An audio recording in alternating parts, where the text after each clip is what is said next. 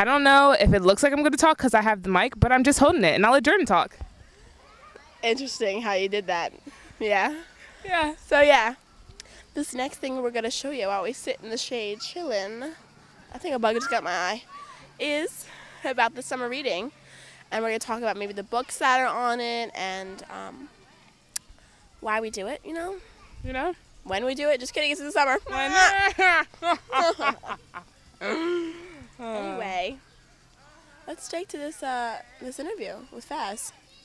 Faz. Crocky. Hi, this is Andrew Balchers from Eagle's Eye. I'm joining you today with Mr. Fazzini, and we're going to be talking about summer reading. So, how's summer reading set up this year? Well, the summer reading, there are a whole bunch of different choices. What we decided to do this year was we decided to greatly expand the choices that students had.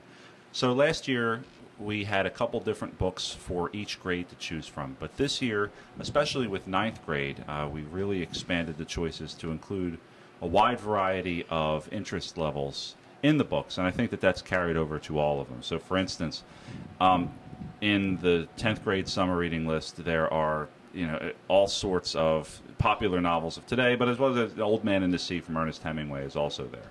So students of all different interest levels have something in every single one of the grade levels that they can enjoy, seize onto, and read over the summer.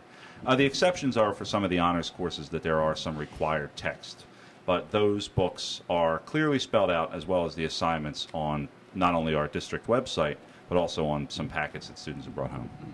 And because there's those choice books where I noticed that you can choose to read a book, how would you do assessments on that, or are they not being assessed? No, for some of those books there are like readers' notebooks, and those are assignments that are kept in the packets that students are given. They're also on our website, the specific assignment that goes along with each book. For ninth grade, there is a choice of assignments, so that there might be 2 things that students have to do for each one of the books that they read. And there are, for AP and honors courses, required annotations or readers' notebooks or projects that they have to do. And they'll be due when students come back to school. Mm-hmm. And so those annotations, not all people know what annotations are like. Can you give me a brief description? Sure. Basically what annotations are they're marking up the text. So, for instance, this is my copy of A Road Not Taken. So then what you see here is you have markups by me on the text. So then, for the poem, as you see, I underlined some key passages, I wrote some key things about it, and then I even drew a little bit of a picture. So basically, what annotations do is that they help you make sense of the text. It gives you a chance to respond to the text. It gives you a chance to ask some questions.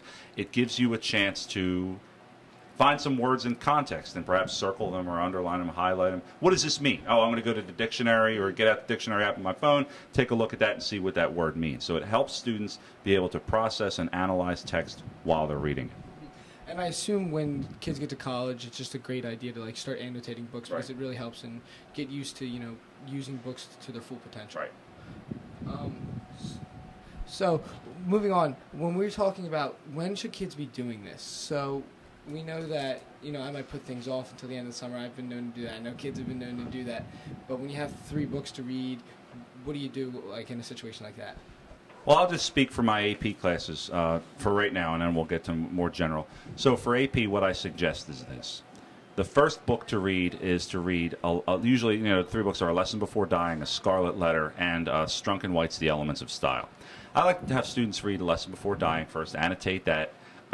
The language is a little more contemporary, so it's kind of like helping you gear up towards the summer and helping you gear up towards, back into the academic swing of things. It's always good to, maybe take a week off. When you get out of school, you've had a long year, take a week off and decompress.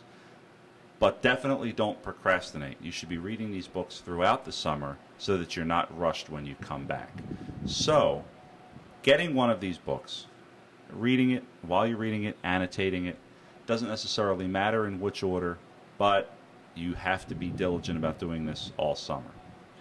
And there's a lot of benefits to reading over the summer, and I know that's one of the reasons that summer reading is so important. And what are some of those benefits?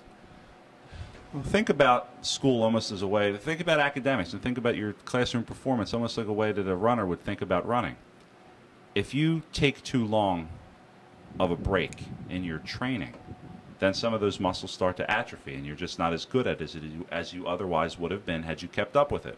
Reading's one of those things that it's very important that you continue to do it, that you challenge your mind with great works of literature always. Here's what happens if you don't.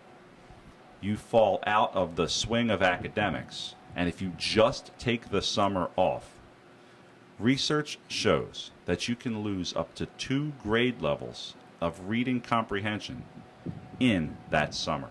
And that's scary because in junior year, junior year is one of the biggest academic years of your career because that's the year where you're taking your SATs.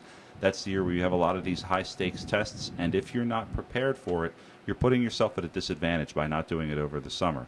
Also, reading's a great way to activate the imagination. I mean, unlike movies, unlike television, when you read, you have to visualize who these characters are. You have to create these worlds. You have to, the act of creation that you go through as a reader is such a powerful experience, and it's impossible to replicate it in really any other way, because otherwise you are a passive recipient of information as opposed to a co-creator of content. And with all those wonderful things of reading, and you mentioned that kids shouldn't put it off, but kids might. When you come back to school, how much is those assessments, are they worth of your grade? Like, what can they expect? Well, those assessments are going to be worth a fairly significant percentage of your first marking period grade, and it's going to be the first thing you see. So the last thing you want to do when you come back to school is you get off on the wrong academic foot. You want to start strong. So you want to make sure your summer reading is done, you feel confident with the material, you've taken diligent notes, and you really have been working hard on it because your teachers believe that it's important, and these works are important to you as a student of literature and as a student of life. You need to treat them seriously, and you need to do well in these assessments, and they will form a significant percentage of your first marking period grade. And again, where can people get the information about summer reading? The summer reading information can be found on the district's website, www.nasd.k12.pa.us. There are also copies of the packets that are available in our library, and there are also copies of the packets that have been given to each of the students. So as you're in your classes and as you're getting this information, here's what I would do. Have a separate folder where you keep these things and be ready to go over the summer. Because not all classes are going to have summer work, but it is extremely important, and I can't say this enough, it is extremely important that you do your summer reading so not only are you not behind when you get back, but also that you've kept the imagination, you've kept the mind working during the summer. It's easy to fall into that temptation of, it's the summer and I'm off. But in order for you to be a competitive student who's going to do well on some of these tests, you can't take that time off. Maybe turn down the heat a little bit, but still, you have to activate the mind and you have to keep working hard. Thank you for joining me. This has been Andrew Balchers talking with Mr. Fazzini about summer reading. Now back to Eagle's Eye.